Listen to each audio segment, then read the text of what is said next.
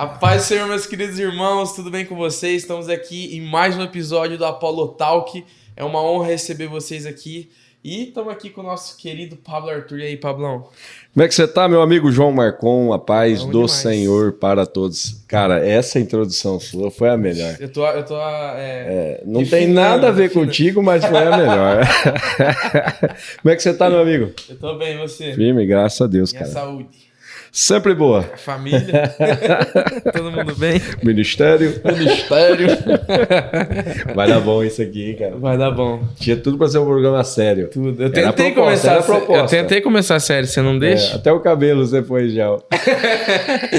Não é o gel do Elisiel, né? Que segura mesmo, fica bonito, mas Quem tá não bom. conhece, pastor Elisiel, o homem do gel. O Elmo do gel. Bora lá. E Tem que hoje? chamar ele aí, né? Tem que, né? Hoje a gente vai apresentar, por mais que eu tenha colocado na pauta bio, eu vou continuar falando ficha técnica, que fica mais legal, né? Parece que a pessoa é um celta, que eu vou falar todos os... Ano, modelo. Ano, modelo. E hoje um cara especialíssimo Bom demais. aí, né? E um cara que a gente ama aqui, que já veio no MJCast e agora está no Apollo Talk. Vou falar aqui os predicados. Pô, dá pra deixar na descrição a entrevista Verdade. dele no Apollo, no MJ. Fechou, produção? Porque hoje a gente não... Ah, o Fiuza concordou. Porque Tá hoje a aqui gente em não vai cima? falar Tá aqui em cima? Tá aqui da em cima. biografia dele. Aqui a gente vai falar sobre o assunto teológico, porém, tem lá a biografia dele para quem quiser conhecer. Isso aí. Mas vamos aqui. Ele é o pastor da Quadrangular Palhano.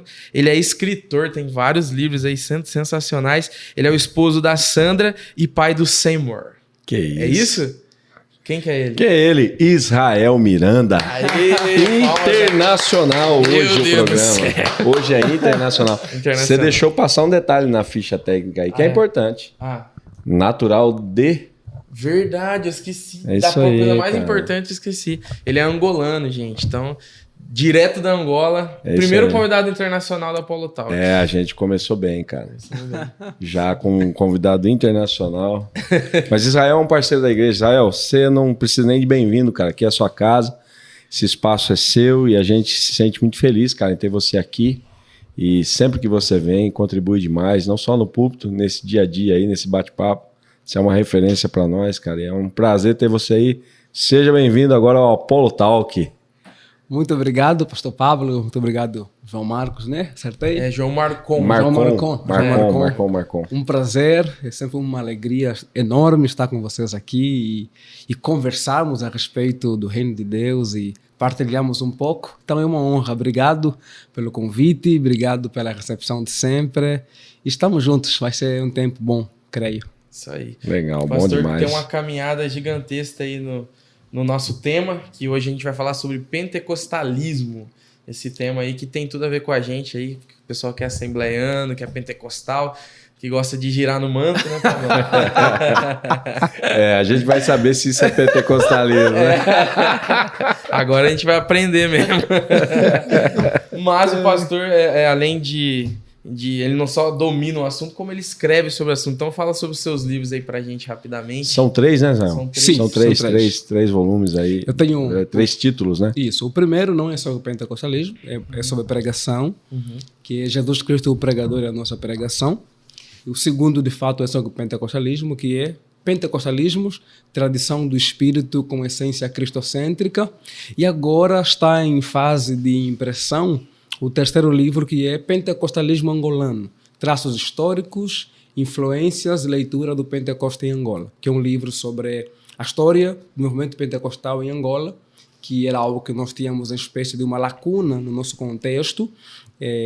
Tem 3 livros sobre, mas são livros de estrangeiros que tiveram um trabalho importante em Angola, mas são livros que não são conhecidos no contexto de Angola, porque um só tem no Estados Unidos da América, e os outros 2 apenas em Portugal. Então a intenção foi de rever um trabalho que pudesse suprir alguma lacuna que tínhamos lá quanto à história do movimento, que veio então estudando já faz um tempinho e agora vai sair por ali. Legal, então de nativo mesmo, a sua é a primeira obra. Isso. Ele é É a primeira, né, de nativo. Sim. E também a primeira em termos de ampliação, abrangência quanto aos pentecostais em Angola. Porque os 3 primeiros que eu citei, que falei aqui que existem, são livros que trabalham apenas uma única matriz pentecostal no contexto de Angola. No caso, que é a matriz que vem da união da Assembleia de Deus com a IDA e norte-americana e a Assembleia Portuguesa. Porém, existem outras matrizes que chegaram no contexto de Angola, fora desse contexto. Então, eu amplio as matrizes, trabalho aí umas 7 matrizes pentecostais no contexto de Angola. Então, é um livro bem abrangente quanto ao movimento pentecostal. Que legal, sem dar spoiler, porque o pessoal precisa ler esse livro, né? Mas o movimento pentecostal angolano, em questão cronológica, ele é paralelo ao movimento brasileiro também? Boa. As igrejas tradicionais no contexto de Angola sempre construíram a ideia de que o movimento pentecostal chegou em Angola em 38. Então, nesse caso, chegou depois de chegar ao Brasil, mais ou menos 28 anos depois. Mas há uma leitura, que é a que eu faço no livro, é que, na verdade, embora não temos relatos de trabalhos pentecostais antes dessa data, mas nós temos relatos de presença pentecostal antes dessa data. Nós temos relatos de pentecostais que foram em Angola desde 1907. Antes de chegar aqui. Isso. A Rua Azusa enviou para Angola, na verdade, alguns metodistas que já trabalhavam em Angola, ficaram em Angola por 20 anos, de 1885 até 1906, e foram para a América de férias e passaram pela Rua Azusa. E ali, então, eles ficaram lá um tempo até experimentarem o Pentecostes, bateram no Espírito Santo, falando em línguas, e voltam para Angola em 1907. Só que eles voltam, agora já como, ou então, pentecostalizados, eram metodistas, mas pentecostalizados. Agora eu diria, então não são pentecostais. São, porque no contexto, por exemplo, do Chile, os primeiros pentecostais foram metodistas, que inclusive hoje a maior igreja do Chile é uma igreja metodista pentecostal, que eram metodistas que experimentaram o Pentecoste, tiveram que sair da metodista tradicional e começaram lá a metodista pentecostal. Porém, no contexto de Angola, esse pessoal não teve um trabalho, sim, que deu origem e deu sequência em termos de movimento pentecostal. Mas estavam lá. Então, podemos dizer que presença, de fato, nós temos desde 1907. Mas trabalho a ser desenvolvido a partir de 38. Ok. E nessa pegada aí já dá pra ir pra primeira pergunta. É isso aí. Tem aí. tudo a ver com isso, né? Bora lá. Porque você já falou sobre a Rua Azusa e a gente quer saber, para começar, onde nasce o movimento, né, pentecostal e como você já deu uma pincelada como ele chegou na África, mas como ele se espalha para o mundo, como ele vira um sistema de missão ali para levar isso para o mundo, né? Muito boa. Essa pergunta ela é interessante porque ela não tem uma resposta só. Digamos, não é uma unanimidade no contexto acadêmico sobre a origem do movimento. Entendi. Existem, no mínimo, por exemplo, 5 respostas possíveis para ela. Eu concordo com uma delas, mas preciso falar das demais. Por exemplo, há autores que trabalham a ideia de que o movimento surgiu em Atos 2. Por exemplo, um assembleiano que é Ciro Santos Imbordes, no seu livro Pedro, o primeiro pregador pentecostal, ele trabalha essa leitura, que o Pentecoste, o movimento pentecostal, não começa no contexto de santidade, de Wesley, mas começa lá em Atos capítulo 2. Então, começa ali. Eu discordo dessa perspectiva, principalmente pelo fato de que quando a gente pensa em movimento pentecostal, a gente sempre coloca a palavra moderno. Movimento pentecostal moderno. Que é para mostrar que é um movimento que teve um começo, ou no mínimo algum acontecimento mais recente, que pode ser interpretado como uma espécie de renovação do que aconteceu lá em Atos capítulo 2. E poderíamos também discordar dessa perspectiva a partir do ponto de que Atos 2 é o começo da igreja e não do nosso movimento, é da igreja em si. E ali, a partir de Atos 2, podemos então trabalhar a ideia de pentecostalidade. Tem um teólogo peruano chamado Bernardo Campo, ele derivou a ideia do princípio da pentecostalidade, dizendo que a igreja tem 4 marcas, né? Lá no famoso credo niceno constantinopolitano, tem a igreja, ela é una, santa, católica e apostólica. E Bernardo Campos diz que poderia também ser pentecostal, ou então pentecostalidade. Mas é pentecostal não nos moldes do nosso movimento recente. nos moldes de Atos 2, de que uma igreja, para ser igreja, ela tem que ser pneumática, tem que ter a ação do Espírito, porque é o Espírito que possibilita a santidade, é o Espírito que possibilita a catolicidade, é o Espírito que possibilita a apostolicidade, é o Espírito que possibilita a unidade. Então, não tem como sermos uma igreja sem ação do Espírito.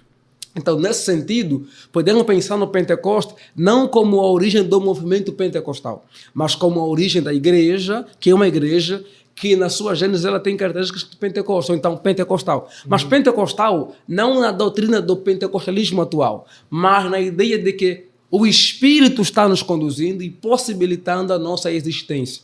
Talvez o movimento pentecostal moderno, talvez, ele vem para isso, para relembrar a igreja a respeito de alguns aspectos que ela talvez foi ao longo dos anos deixando um pouquinho de lado com o aspecto do Espírito no contexto da igreja. Isso também é legal, perfeita colocação, isso também é legal porque tentar entender teologicamente, na teologia do pentecostalismo, Sim. por que há essa lacuna, ou se existe ou não uma lacuna, né? Okay. Esse ato da questão do apostolado ali, Boa. daquele movimento, por que teve essa lacuna até Boa. esse movimento moderno? Depois a gente vamos falar mais sobre isso. Muito bom, então. Muito bom. É a partir dessa perspectiva, por exemplo, que teólogos pentecostais como Amos Young, quando esteve aqui na Sul-Americana, ele falou, olha, aqui tem presbiteriano, na verdade seria penteriano, isso aqui, batista. Então, o que ele está querendo dizer? No fundo, toda igreja cristã, ela é pentecostal. Mas não é pentecostal em termos dos distintivos do nosso movimento moderno. No sentido de que é o Espírito que possibilita a existência da igreja. Entende? Então, nesse sentido, não daria a pensar que o nosso movimento tem origem em Atos 2. Entendi. Porque ali seria a origem da igreja. Uma segunda leitura é a leitura de que o movimento pentecostal, na verdade, não deveríamos pensar em um único lugar como sua origem. Como assim? A ideia de que não podemos pensar em uma única Jerusalém, como, por exemplo, Azusa ou a Escola Bíblica Betânia em Topecas. Por quê? Porque antes mesmo do surgimento do século passado, ao longo da história, nós temos relatos de manifestações carismáticas. Nós temos esse derramado do Espírito em vários relatos, em vários lugares. E se alguém tiver interesse em entender melhor, tem 2 livros na fala portuguesa que podem ajudar muito nisso. O primeiro deles é 2 anos de Cristianismo Carismático, de Ed White, e tem um outro texto que é Sons de Milagres, sem repetir, mais católica, de um diácono católico, que é o doutor Ed também, que o nome do livro é Sons de Milagres. Ele vai mostrar como as línguas estranhas sempre estiveram presentes ao longo da história da igreja. Então, o link está aqui também, o Filza vai deixar aí para vocês. Então, nesse sentido, quem defende essa ideia diz que não, a gente não deveria pensar em um único lugar ou em uma data específica. Por quê? Porque antes daquela data sempre teve esse derramado do Espírito na história.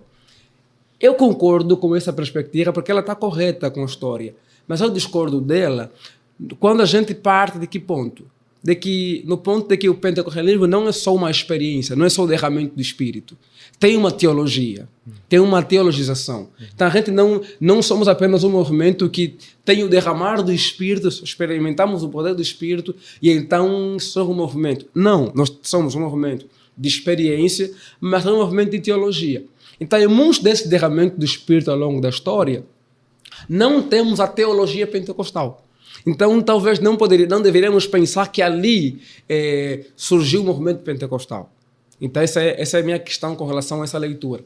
A terceira leitura é a ideia de que não deveríamos pensar também em um único local, porque é possível que, não é possível, tem leituras nesse sentido, que no mesmo momento que no local, como por exemplo em Azusa, teve aquele derramamento do Espírito, em outras partes do mundo também teve.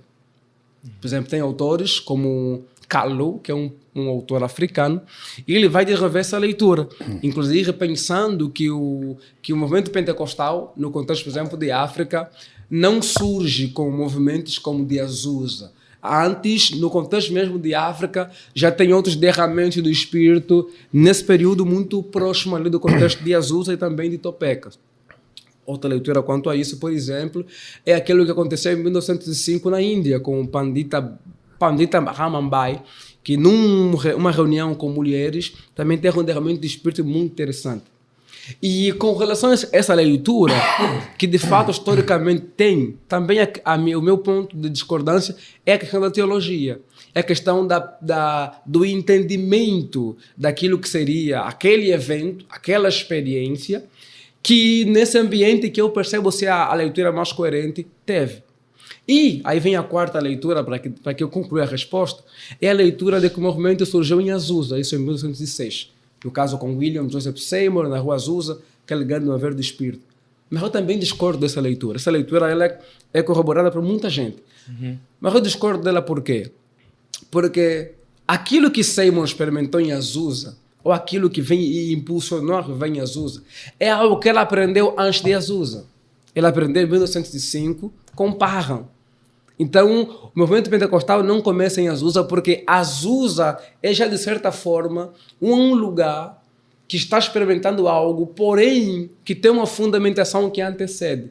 Antes de Azusa, Seymour estudou em Houston com Parham, na escola de Parham, onde teve que ficar no corredor, não podia estudar com os brancos porque não era permitido naquele contexto.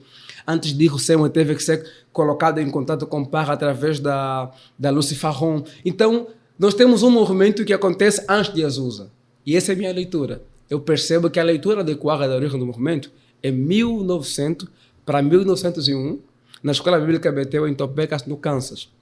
Escola que foi criada por Charles Fox Parham, que era um wesleyano, no reino de santidade. Criou uma escola de cura, de evangelismo e também de oração. E estavam ali estudando. Entre setembro e outubro de 1900, ele vai dar um trabalho para os seus alunos sobre conversão, santificação, cura divina, volta de Cristo. E no final do ano, ele vai dar um trabalho a eles sobre qual seria a evidência inequívoca do batismo no Espírito Santo à luz de Atos capítulo 2, ali no versículo de número 4. Ele foi pregar por 3 dias. Quando ele volta para a escola, ele encontra a cobra dos alunos o trabalho. E a resposta dos alunos, quase que praticamente unânime, foi que, à luz de Atos 2, a evidência inequívoca do batismo é a língua dos estranhos. E então, depois dessa conclusão, percebam, eles compreendem teologicamente a coisa. Não tem ali ainda um derramamento de espírito. Eles estão estudando e compreenderam que o batismo no espírito é um revestimento de poder, que inclusive não era uma percepção que eles descobriram, já existia essa leitura nos anos de 1800 para cá, porque já havia no contexto wesleyano uma compreensão bem pentecostal do batismo no Espírito. É por isso que a gente fala a respeito de pré-pentecostais, gente como Moody, A.B. Simpson, André Murray, J. Gordon, porque tinha essa percepção. Então, quando surge o movimento, a gente herda desse pessoal essa leitura do batismo no Espírito Santo. Então, eles compreendem teologicamente que o batismo no Espírito, a sua evidência inequívoca, ou então aquela que, se a gente vê, tem certeza que foi batizado, são as línguas estranhas a partir de Atos do capítulo 2. Depois deles chegar a essa conclusão, uma das alunas, que é Agnes Osma, vai pedir então para Parham que ore por ela, para que ela experimenta aquele batismo no Espírito, então receba o Espírito como haviam compreendido. Então Parham hesita, mas aceita, coloca a mão sobre ela e ela é batizada no Espírito Santo e começa a falar em mandarim. Estima-se que ela falou talvez por 3 dias mandarim. E a partir dali, ela foi batizada. Os demais alunos também depois começaram a buscar, foram batizados. E o Parham também experimentou. Então, eu penso que a origem do movimento pentecostal é, de fato, na Escola Bíblica de Bethel, em Topeka, no Kansas, sob a liderança de Charles Fox Parham. Por quê? Porque ali nós temos, de fato, uma experiência pentecostal e uma teologia pentecostal. Então, nós temos, inclusive, a teologia antecedendo a experiência pentecostal. Há uma compreensão cognitiva e depois de compreender cognitivamente se busca o poder pentecostal. E me parece que ser pentecostal é isso. Não é apenas experimentar, não é apenas algo experiencial. É também a compreensão cognitiva, é também a teologia. É óbvio que nem sempre a teologia antecipa a experiência pentecostal. Às vezes experimentamos o Pentecostes, depois compreendemos aquilo que experimentamos. Mas em Topeka, de fato, tem a compreensão e depois tem o revestimento de poder como algo que se vive. Então, na minha cabeça, essa é a origem. Agora, Azusa faz o quê? Até o momento da Rua Azusa, nós tínhamos talvez no mundo, pelo menos nos Estados Unidos da América, cerca de 8 mil a 10 mil pentecostais. Então era algo muito mais localizado, que Parham, com seu movimento, vai crescendo. Mas vai ser a partir do momento da Rua Azusa que o movimento vai ter um boom, vai ser catalisado. E eles não tiveram ligação direta. Tiveram Tiveram ligação direta. Tiveram. Por que tiveram? Porque o Seymour estudou na escola de Parham. Seymour Seymour era wesleyano de santidade. Então, para Seymour, por exemplo, santificação era dos moldes de Wesley. E para Seymour também, o batismo no Espírito tem a ver com essa ideia de santificação. Embora, quando ele vai aprender com Parham, o que vai acontecer? Muda a sua percepção do batismo no Espírito e a evidência.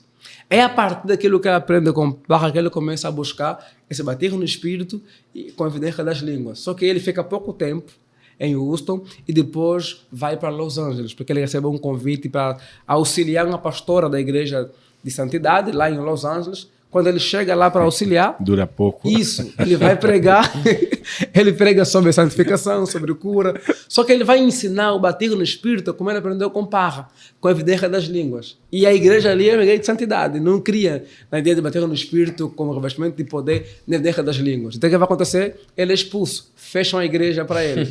Aí um casal que vai gostar do que vai ouvir, que morava na rua Bonnie Braille, número 222, vai convidar ele para ir com eles. Eles começam a orar ali.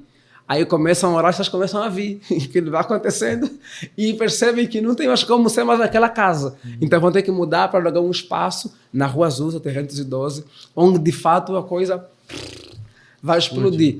Dali de Azusa, eles começam a mandar missionários para o mundo assim, numa velocidade absurda, digamos assim, porque muita gente começa a vir de outras partes do mundo para querer ver o que estava a acontecer. Os jornais querendo falar mal do movimento, batendo no movimento, mas estava colaborando para despertar a curiosidade de muitos que iam lá. O engajamento de hater não é de hoje. Não existe propaganda ruim, né? Propaganda é propaganda. E o marcante é que ali, naquele contexto, brancos e negros não podiam estar juntos. Sim, segregação era... E em Azusa, uma das coisas lindas, como diz Frank Bartman, em Azusa, a cor racial foi lavada pelo sangue do Cordeiro. Porque brancos e negros oravam juntos, negros colocavam a mão na cabeça de brancos e estava tudo na paz do Senhor sem um problema nenhum. Tá aí então, um bom corte, né? Nossa, isso, aí, maravilha. Aí foi... Então, e estamos a falar disso de 1906, mais ou menos... mais de 50 anos antes de Martin Luther King, Rosa Parks, Malcolm X. Quer dizer, nesse contexto, há um líder negro, cego de um olho, filho de escravos, que vivia como garçom aqui, indo ali, pobre, e a partir desse lugar, o movimento foi catalisado. E eu costumo dizer, Azusa é o lugar em que nós vemos o que Deus pode fazer com gentes que se entregam a Ele por completo.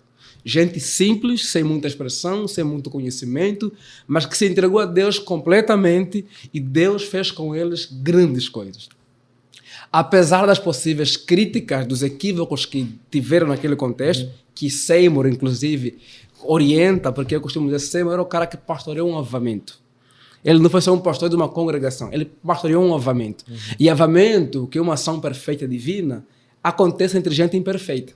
E como dizia John Wesley, olha, Senhor, se puder vir o avamento sem defeito, seria maravilhoso. Mas se não puder vir sem defeito, vem com todos os defeitos. Porque é melhor um avamento com defeito do que vir sem ele.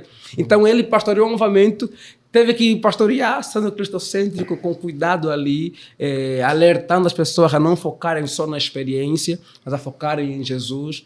E é lindo, lindo, lindo, lindo. Então, dali o movimento foi catalisado. Vai para a África, vai para a Europa, vai para a Índia, vai para várias partes do mundo, e, inclusive alguns vão para Angola, em 1906, e alguns para a Libéria. Nós podemos, então, admitir, Israel, que a igreja nasce pentecostal a partir da leitura do que ocorre em Atos dos Apóstolos, no capítulo 2. Então, posteriormente, nós temos um marco desse pentecostalismo moderno, diante daquilo que você relatou a nós. E eu acho que essa é uma leitura coerente. É como se nós tivéssemos um resgate daquilo que a igreja experimenta na sua gênese. E aí, anos depois, quase 2000 anos após, a igreja resgata essa experiência de Atos dos Apóstolos e faz disso agora um movimento, né, que oxigena o evangelicalismo da época, E, que é uma inclusive, coisa... Uma dúvida rapidinho. Pode-se dizer que foi a própria teologia que desviou desse caminho do pentecostalismo e ela mesmo trouxe de volta, porque foi uma teologia que trouxe de volta. Na né? verdade, talvez as respostas são variadas. É. Uma delas, por exemplo, foi a organização da igreja. Porque a igreja ela vai se tornando mais organizada, mais uma organização do que um organismo. Ele é um organismo, mas é uma organização. Na organização da igreja, a igreja tende a ser mais formal. Entendi. E então você acaba matando quase o organismo. Isso, apaga muito a questão do espírito. E é interessante porque a leitura de que o movimento começa no século passado com uma espécie de reavamento do contexto de Atos 2. Porque está constatado, historicamente, que ao longo dos últimos mais ou menos 1900 anos, há sim no contexto da igreja, da história da igreja, uma negligência ao Espírito Santo. Principalmente aqui na questão do fazer teológico. Por exemplo, teólogos como Alistair McGrath chamam o Espírito Santo como sendo a Cinderela da Trindade. Quer dizer o quê? No fazer teológico ao longo da história, o Pai e o Filho eram convidados para a festa do fazer teológico, mas o Espírito Santo era deixado em casa. Assim como a Cinderela, que as duas irmãs vão para a festa, ela fica em casa. E o que ele vai dizer então? Mas, com o surgimento do movimento pentecostal, isso muda. Isso quer dizer o quê? O pentecostalismo fez o quê? Ajudou a igreja a repensar o lugar que ela tem dado ao Espírito, ao menos no fazer teológico. Inclusive, nós temos, por exemplo, uma fala de Gregório Nuncianzo no século IV, dizendo que o Espírito Santo era o Theos Agrapto, digamos, o Deus sobre o qual ninguém escreve. E os teólogos do Oriente, por exemplo, na Idade Média, acusaram os teólogos ocidentais de serem o quê? De serem cristomônicos. Aquela ideia de colocar Cristo no centro e excluir as demais pessoas. Por quê? Porque não falavam do Espírito Santo. Então, percebe-se que na teologia, principalmente ocidental, há uma espécie de minimalismo quanto ao tema do Espírito Santo. E com o movimento pentecostal, isso mudou. Por que mudou? Porque o século passado parece conhecido como o quê? Como o século do Espírito. Então, hoje, não se pode mais falar que o Espírito Santo é Theos Agrapto, o Deus sobre o qual ninguém escreve. Por quê? Porque do século passado para cá, se escreveu muito mais sobre ele do que nos últimos 1.200 anos da igreja. Por causa do quê? Do movimento pentecostal, que é o movimento do Espírito, Sim.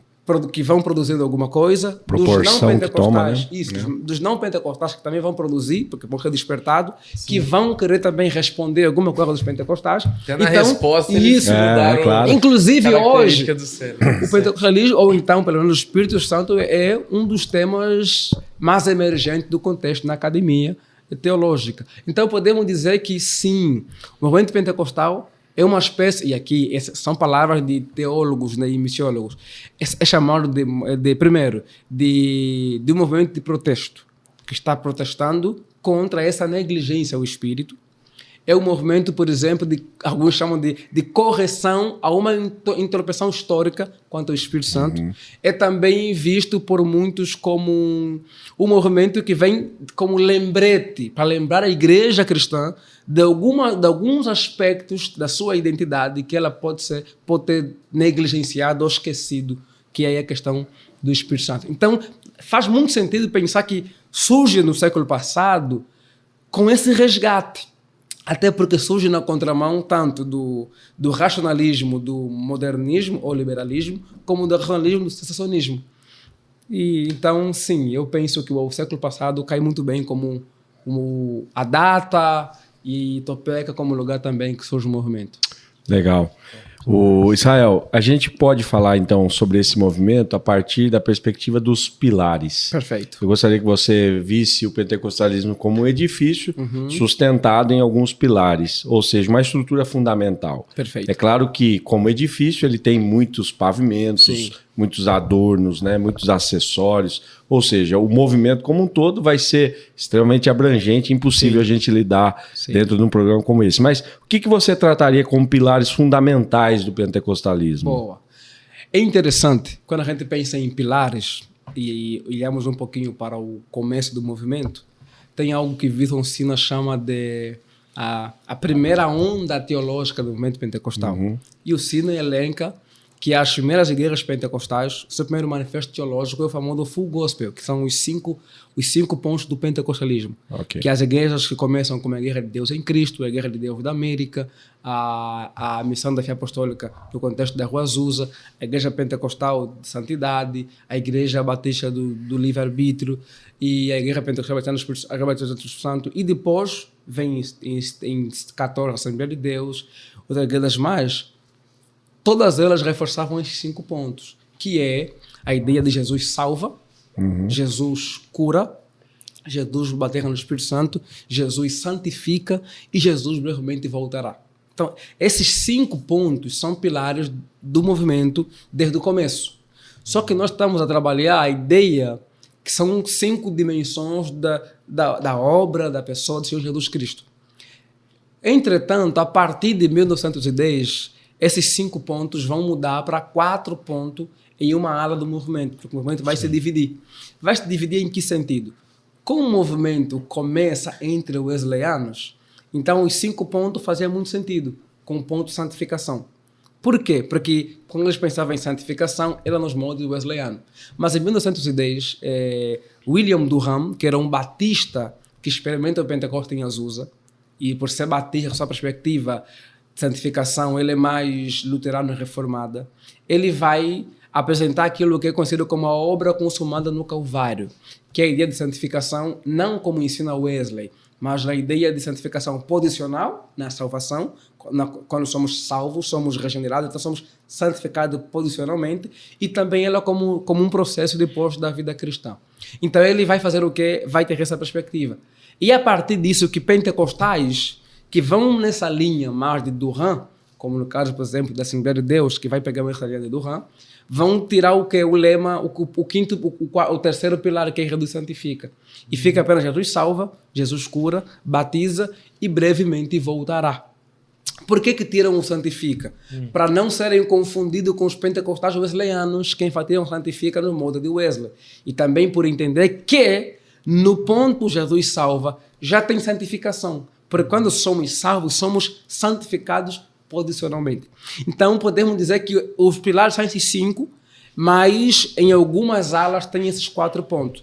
Só que não basta pensar apenas nesses 5 ou 4 pilares, esses 4 pontos, para podermos sistematizar a teologia. Por quê? Porque alguns desses pontos, para a gente conseguir defendê-los, nós temos de ter os pilares hermenêuticos, que é a ideia de pressupostos hermenêuticos do movimento pentecostal. Como o que, por exemplo? O primeiro deles é a ideia de que a história, ou então a narrativa, ela serve também para fazer teologia. Digamos, todo pentecostal precisa reafirmar isso, que a história, os textos narrativos também servem para fazer teologia. Por que isso é fundamental? Porque enquanto pentecostais, parte da teologia vem de textos narrativos. Lucas, por exemplo, Atos dos Apóstolos é um texto narrativo. E então, se a gente cair na conversa de alguns que diziam anteriormente que não dá para fazer teologia de textos narrativos, então a gente vai se comprometer. Então, é fundamental que o pentecostal reforce as narrativas, serve para a teologia, sim. E aqueles que diziam que não dizem mais hoje. Por quê? Porque, na verdade, todos eles sempre fizeram teologia da narrativa. Só que, quando não os convinha, então eles deixavam de lado. Por exemplo, quem diz que não tem teologia narrativa, você compromete uma série de coisas na Bíblia. Porque a Bíblia é majoritariamente uma narrativa. Podemos já trabalhar a ideia, por exemplo, de que a Bíblia em si é uma grande narrativa. Que tem o quê? O começo, a criação, que tem pontos como a queda, depois vem a promessa, depois vem a chegada de Cristo que vai vir para nos redimir, tem a missão da igreja e tem a consumação. É uma narrativa. Sim. Quer dizer, a Bíblia já é uma narrativa em si.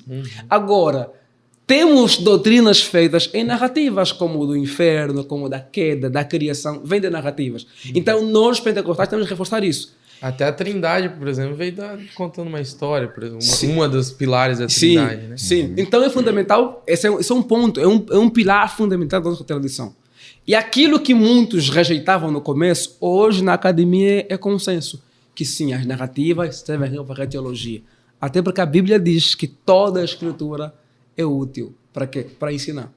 Portanto, toda a escritura é útil. Até a narrativa serve para a teologia. Só que o segundo pilar não é apenas que a narrativa serve para a teologia, é também que Lucas não tinha apenas propósitos históricos, tinha também propósitos teológicos. Portanto, Lucas não é só um historiador, Lucas é também um teólogo.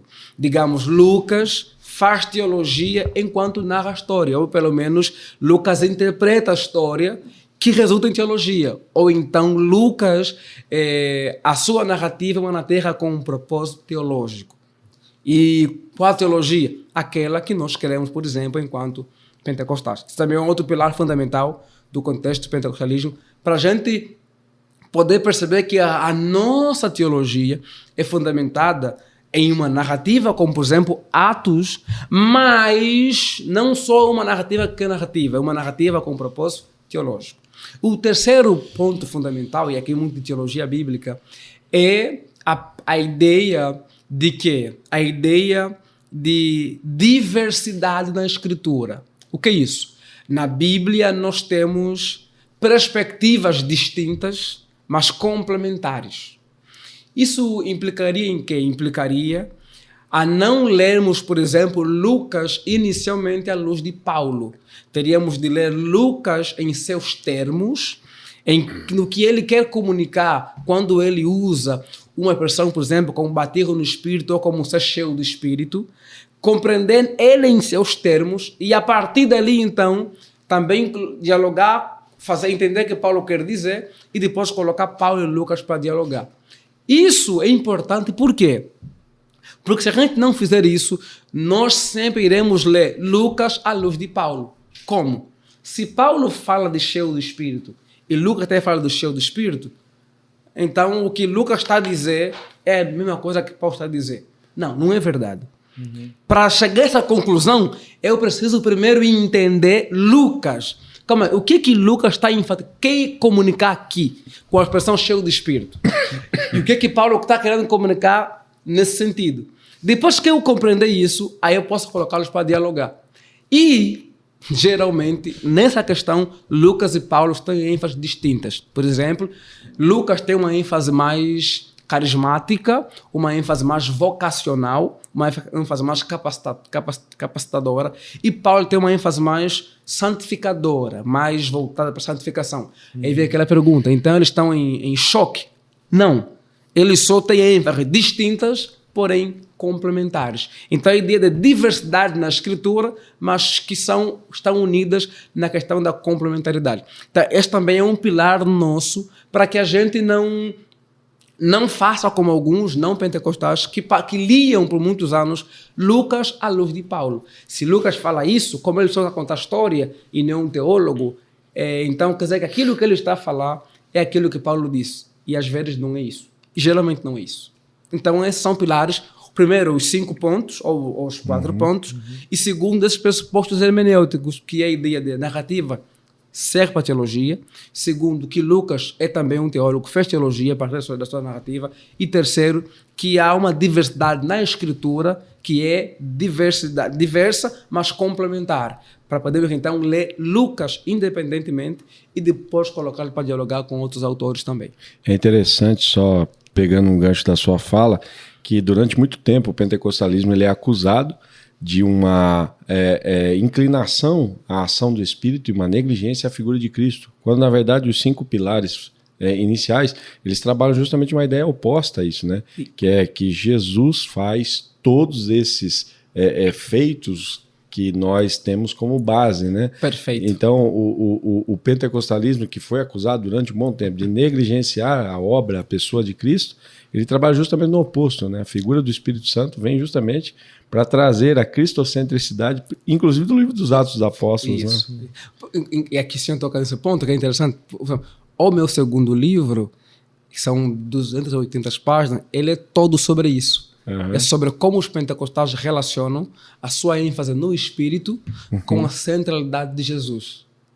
E por quê? E aqui vem o ponto. Por que nos acusam de sermos pneumolatras ou pneumonistas? É que as pessoas... Qual é a tendência? É que como o nosso movimento surge como um movimento de protesto à negligência do Espírito Santo, alguns acham que a gente só fala do Espírito Santo. E como ficamos muito conhecidos como esse movimento que veio para despertar sobre o Espírito, mas na verdade não é bem isso. Na verdade, o que a gente faz como movimento é dizer o que, olha, a gente não precisa negligenciar o Espírito para ser cristocêntrico. Porque é o Espírito que glorifica a Cristo. Sim. E como diz Steve Jockland, o pentecostalismo ele tem o que? No centro, Cristo, na circunferência, o Espírito Santo. Quer dizer, é Cristo no centro, mas sempre auxiliados pelo Espírito Santo. Porque é o Espírito que possibilita muitas coisas enquanto cristãos. Então, o lema pentecostal é uma evidência disso, né? Uma evidência do quanto nós somos pessoas que enfatizam o Espírito para anunciar que Jesus salva, que enfatizam o Espírito para anunciar que Jesus cura, para anunciar que Jesus bateu no Espírito Santo, que Jesus santifica, que Jesus brevemente vem para nos buscar. Então é Cristo no centro, mas sem abrir mão da ação do Espírito, porque é o Espírito que ratifica, que confirma, que possibilita. Sabe o que resume muito bem isso? Foi a 7ª Conferência Pentecostal Mundial que aconteceu no Brasil, no Rio de Janeiro. O título da conferência, que a CPAD inclusive depois lançou um livro sobre a conferência, como é que foi, e o título era O Espírito Santo Glorificando a Cristo. E o pastor assembleiano, agora foge aqui o nome dele, mas um dos primeiros teólogos pentecostais brasileiros, fugiu o nome dele Antônio aqui. Gilberto? Não. Um dos bem mais antigo. Emílio Conde. Emílio Conde, quando vai apresentando o livro, ele diz, olha, isso é interessante, até hoje, não tivemos hoje uma conferência pentecostal mundial com um tema tão pentecostal, mais pentecostal do que esse. Porque, veja a cabeça dele, quer dizer, de todos os temas que já tivemos, que foram temas muito bons, mas o mais pentecostal é esse. É a minha pergunta. E qual é o tema que ele diz que é mais pentecostal? O Espírito Santo glorificando a Cristo. Quer dizer, essa relação. Porque para nós, e aqui está o ponto, né? É que muita gente tem dificuldade da ideia do caráter do Cristo e do poder do Cristo. Nós queremos tudo que Cristo tem para nós. Nós não queremos apenas um aspecto. Não, nós queremos tudo. Tudo que vem dele é coisa boa. Então, nós queremos tudo. Nós queremos o caráter dele com o fruto, mas também queremos o poder que vem dele com os dons. Então, nós, enquanto pentecostais, estamos nesse equilíbrio, lutamos. É óbvio que tem alguns exageros e a gente mesmo tem combatido isso. Sim. Mas o caminho é não perdermos isso de vista. O Espírito Santo glorifica Cristo. Na verdade, eu costumo dizer, a teologia pentecostal é uma teologia trinitária. Por quê? Porque ao longo da história se enfatizou muito o Pai e o Filho. E que deixou os Espíritos de lado. O que a gente diz? Não. Pegam o Espírito e colocam ele dentro do lugar dele. Qual? Na sala que já estão o Pai e o Filho, colocam também o Espírito. Digamos, e faremos então aqui uma teologia trinitária, que honra o Pai, que honra o Filho e honra o Espírito Santo. Só que como a gente disse, olha, coloca o Espírito também no seu lugar, alguns entendem como fazer o quê? Olha, coloca o Espírito e tira o Filho. Não falamos isso. Falamos que coloca o Espírito no seu devido lugar. Esse lugar que já estão o Pai e o Filho. E então assim teremos o quê? Uma teologia mais trinitária. Uma teologia em que se enfatiza as 3 pessoas da Trindade sem abrir mão de nenhuma delas. E, inclusive, na última pergunta a gente vai falar mais sobre isso, né? Sobre essa relação do Cristo. A gente vai, com o Espírito, a gente vai expor mais. Mas vamos partir agora do contraponto, né? Né? Porque você provavelmente teve que estudar o outro lado, a antítese do que você estava estudando lá, e que é o cessacionismo. Okay. Então, muitas pessoas não conhecem os pilares também do cessacionismo. Provavelmente você sabe também, né? Sim. Então, explane aí pra gente, por favor, um pouquinho. Mas não dá muita moral, não. Não dá muito spoiler, não. Deixa os caras lerem o livro. Na verdade, o cessacionismo, ela tem nuances, ou no mínimo percepções distintas, né? Por exemplo, o cessacionista, que ele é um pouquinho mais conhecido como devacionista, a ideia de que os dons vêm diminuindo, né? Digamos, no contexto da igreja primitiva, tinha, mas já vem acabando pouco a pouco. Então, ele vem reduzindo. Tem aquele que é sonista um pouquinho mais moderado, digamos. É aquele que, de certa forma, ele até entende que Deus pode ainda dar um dom para alguém aqui hoje. Mas não é mais como a gente vê, tipo, no movimento pentecostal, sabe? E, por exemplo, no Brasil, quem tem essa leitura, às vezes, é o reverendo Augusto Nicodemos. Você percebe que ele quer dizer que Deus ainda pode dar língua para alguém? Pode. Então, mas não tanto. Isso. Dá, mas não dá. Isso. Já tem aquele que entende que, de fato, cessou. Tipo, com a morte do último apóstolo, ou então, depois que se consumou o cânon, digamos, aí acabaram mesmo, de fato, os dons, porque os dons foram apenas para o contexto da Escritura. Mas, tentando fazer um pequeno resumo, é o seguinte, o cessacionista é aquele que diz o quê? Olha, os dons existiram na Escritura. De fato, existiram. E eles existem até hoje. Só que não mais os dons que têm uma dimensão mais revelacional ou sobrenatural, entre aspas. Digamos, eles creem que o dom de ensino continua. De generosidade continua até hoje. O dom da administração. Então, para eles, esses dons existem ainda. Mas os dons mais, digamos, tipo revelacionais, de profecia, de línguas estranhas, esses cessaram. Porque tinham um objetivo próprio naquele contexto ali da implementação da igreja. Então, não tem mais ninguém hoje com dom de curar, de profetizar, de palavra de conhecimento, das línguas estranhas. Por quê? Porque eram dons que tinham uma finalidade. Servir como sinal do trabalho apostólico no contexto da igreja primitiva e também na implementação do trabalho do reino de Deus no começo da igreja. Depois, então, que morre o último apóstolo ou encerra o cânon, o que vai acontecer? Aí termina. Por quê? Porque não precisamos mais da ação do Espírito nessa dimensão aí carismática, porque já temos ali o cânon encerrado e é a Bíblia de fato que vai nortear a nossa doutrina. A grande dificuldade deles, na verdade, é muito, principalmente, com o quê? Com a ideia dos dons de revelação. Porque alguns eles têm medo de quê? De novas revelações, de colocar na Escritura novas revelações. Tudo já foi revelado. Isso. É o solo da Escritura que emperra a coisa, Isso. Né? Mas só que também que só a Escritura, na cabeça deles, e tem um livro que a gente pode falar sobre isso, de um pastor presbiteriano, que é o John Colding, ele escreveu a sua sessão de mestrado no Western Mission College, e o título do livro dele, da sessão dele era O Solo da Escritura e os Dons de Revelação. E ele mostra que em nada os dons de revelações comprometem o solo da Escritura. Inclusive, é pelo solo da Escritura que nós queremos neles, nos dons de revelação. E que se criva, né? Isso. E que também se criva os mesmos. Né? Então, o salmista diz o quê? Os dons, e aqui entre aspas, sobrenaturais, cessaram. Sim.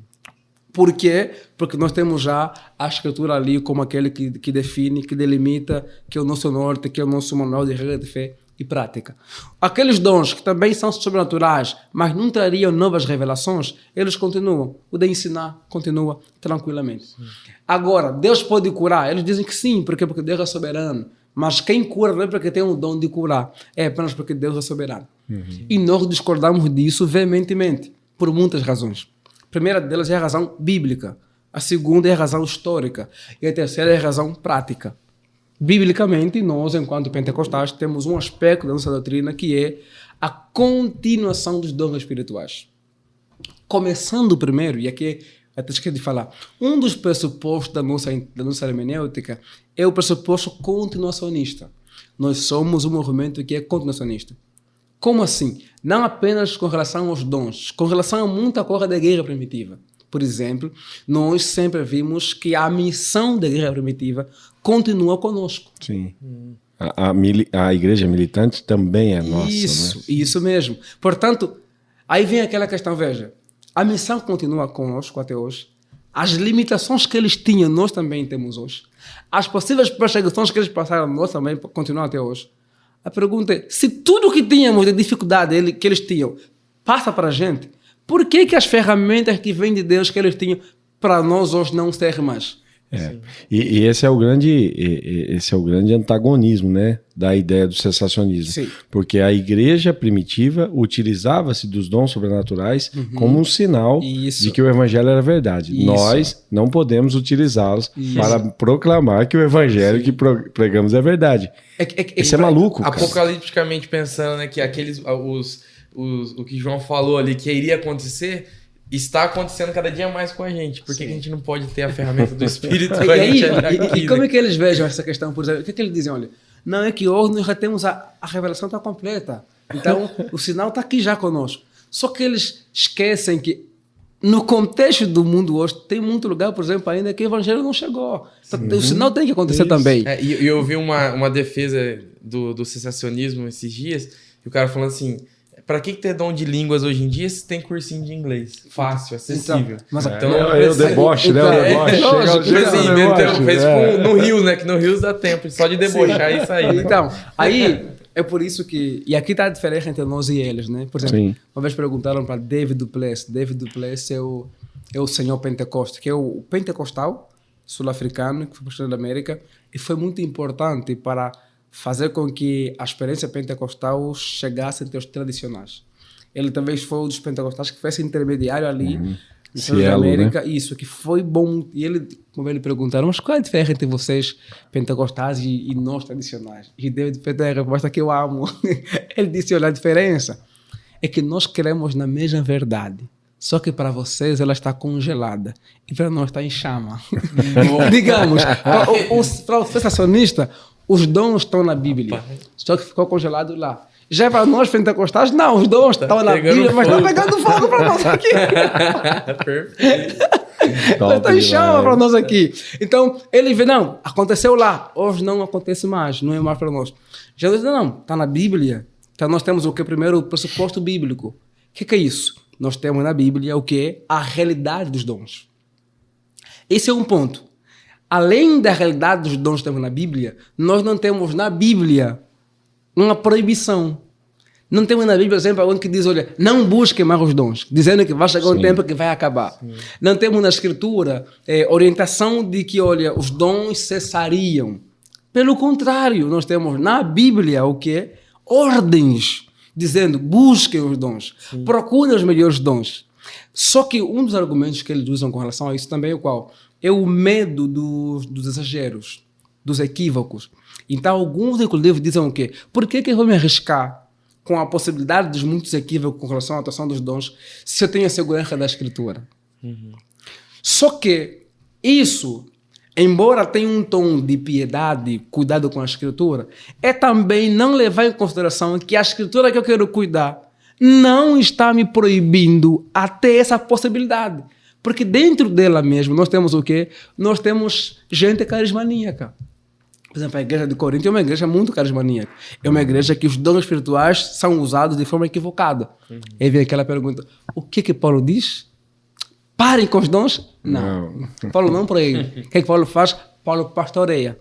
Paulo instrui. O caminho é esse. Diante do exagero, o caminho não é proibir, é pastorear. É orientar, é mostrar como deve ser, é mostrar, é com paciência, sistematicamente instruindo as pessoas. Só que eles preferem, e aqui é a palavra, o caminho mais fácil. É muito mais fácil dizer, acabou, e pronto, do que dizer, olha, está na Escritura, está disponível, e entendemos que podem ter equívocos, podem ter erros, então temos o trabalho de cuidar. Que ensinar o povo. Isso. Então, esse ponto a gente também discorre deles, por quê? Porque e aí está o ponto, né? A Escritura, ela nos ensina, nos dá princípios. Mas a Escritura, por exemplo, não fala de algumas particularidades da nossa vida. E os dons, por exemplo, elas podem ter essa utilidade. Vou dar um testemunho pessoal. Minha vinda ao Brasil é resultado de uma profecia. Eu não tinha condições nenhuma de vir ao Brasil, financeiramente falando. Mas eu fui uma vez numa igreja que tinha um rapaz que queria pregar. E quando eu entrei na igreja, ele depois falou, eu te vi com a bandeira do Brasil no teu corpo vestida. E Deus vai te levar ao Brasil. Mas era algo assim de uma loucura, sabe? A Bíblia não vai dizer que eu vou ao Brasil. Não vai. E o rapaz não fazia ideia de nada de que A Bíblia até fala, meu servo Israel, mas... Mas não fala do não era Brasil. tu, né? E eu estava, de fato, a me organizar, correr atrás de visto, de passaporte, vir ao Brasil. E muito difícil. Até uma ideia, fiquei de 2010 a 2014 tentando isso. E parecia que não ia acontecer. E a profecia dele reforçou muito, nos encorajou a dar sequência àquilo que a gente desejava, queria. Só que ele nem me conhecia, nunca tínhamos nos visto na vida, não sabia quem eu era. E ele teve uma visão, digamos assim, a respeito de mim e sobre algo do futuro. Então, isso aqui acrescenta alguma coisa na revelação? Não é uma revelação, isso aqui não é o canônico. E a gente faz o quê? A gente deve julgar isso à luz da Escritura. O que é que ele está dizendo que vai na contramão da Escritura? Sim. Se vai, então joga fora. Sim. Se não vai, por que joga fora? É mais a revelação do dia a dia, né? Isso, o caminho... É um sinal, né? É um sinal que aponta, isso, né? O caminho é discernir. O caminho é você julgar. E tem de julgar mesmo. Tem de analisar mesmo. Sim. Então, isso é um ponto fundamental. Agora... Se aparecer um anjo e pregar contra o evangelho, anátema. Isso mesmo. E aí, outro ponto deles também é que eles levantam você tem o dom de curar, por que então não vão nos hospitais e curam todo mundo? Quer dizer, isso tem uma fala recente do reverendo Augusto Nicodemos, né? Mas é uma fala equivocada, porque ele parte de um ponto que nem a escritura parte desse ponto. Qual? Jesus foi em lugares que ele não curou todo mundo. Nós temos na escritura, por exemplo, em Marcos capítulo 6, que diz que ele foi lá em Nazaré. Ele não curou muita gente lá. Aí vem aquela pergunta, era ele incapaz de fazer isso? Se Jesus não curou todo mundo, por que quem tem o dom de curar iria curar todo mundo? Sim. Como que se fosse curandeirismo, como se ele quem determinasse como quando fosse uma faz. Técnica, né? Então, digamos, é um pouquinho desonesto e ele não tem interesse em querer compreender como a gente lida com essa questão. É bem desonesto, Sim. Essa é a verdade. A realidade é essa, bem desonesto. Marcon, vai para a pergunta que a gente pôs aí na sequência, 5, que tem um roteiro, né? Isso aqui tem um roteiro. Porque eu acho que o Israel já tratou da outra proposta, já emenda essas 5 aí, verdade. Cara. Isso aqui é também uma pergunta bem importante pra gente, né? Sobre o batismo com o Espírito Santo, a gente entender a finalidade dele, né? Perfeito. Qual é a serventia para nossa vida. Perfeito. O batismo no Espírito Santo, quando a gente olha para Atos e também Lucas, nós percebemos muito claramente que a teologia do Espírito de Lucas é uma teologia bem capacitacional e a palavra é bem vocacional. Tem a pretensão de nos capacitar para a vocação, para o serviço. E a gente percebe isso a partir, por exemplo, dos termos que Lucas usa para se referir ao batismo no Espírito. Por exemplo, Lucas capítulo 24, versículo 49, Lucas diz que Jesus diz que eles seriam revestidos de poder quando viria o Espírito Santo sobre eles. Já no capítulo 1, versículo 5 de Atos, Jesus diz que eles seriam batizados no Espírito não muito depois daqueles dias. Chega a Atos capítulo 1, versículo 8, e ele diz de novo, vocês vão ser revestidos de poder, receber do Espírito Santo. E quando chega a Atos capítulo 2, eles são cheios do Espírito.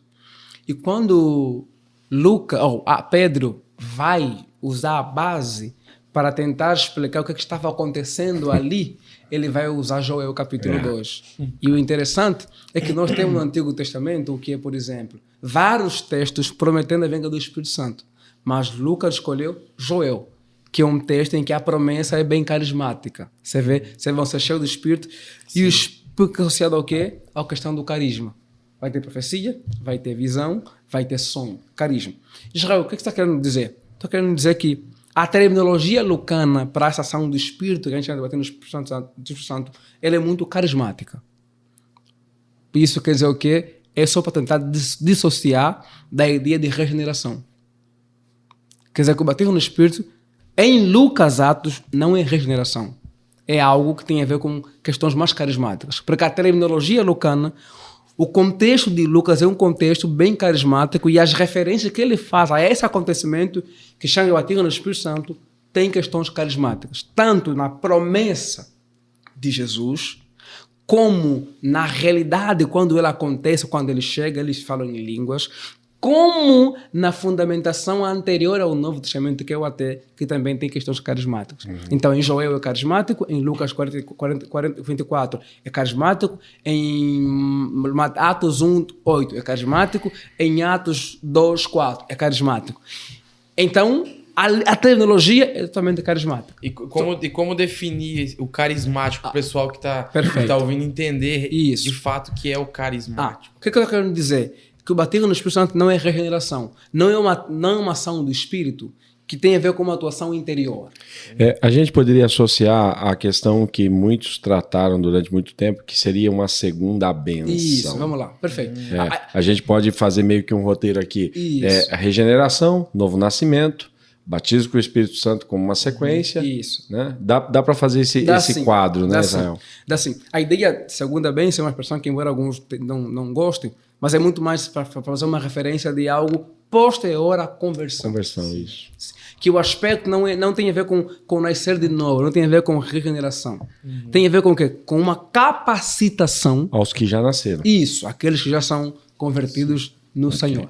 E por que eu fiquei aqui enfatizando é carismático? Para perceber que em Lucas não tem a ver com algo como regeneração.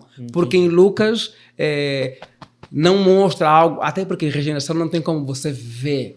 A regeneração é em termos de quando acontece. Sim. A regeneração você vê a partir da vida da pessoa que de fato foi regenerada. Mas o batismo no Espírito, quando ele acontece, percebe-se. Por quê? Porque os sinais se materializam. É algo externo que se percebe, que são as questões carismáticas. Aí, esse é o primeiro ponto. O segundo ponto é que é algo posterior à conversão, que é a ideia da segunda bênção. Então, apenas posterior à conversão. Você é regenerado e depois experimenta esse batismo.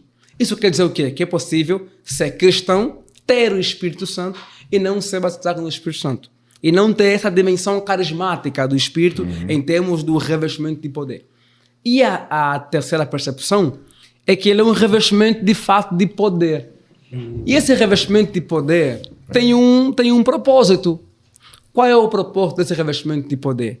Aí vem então aquilo que diz Jesus em Atos 1:8, que diz o quê? Vocês vão ser revestidos de poder e serão minhas testemunhas.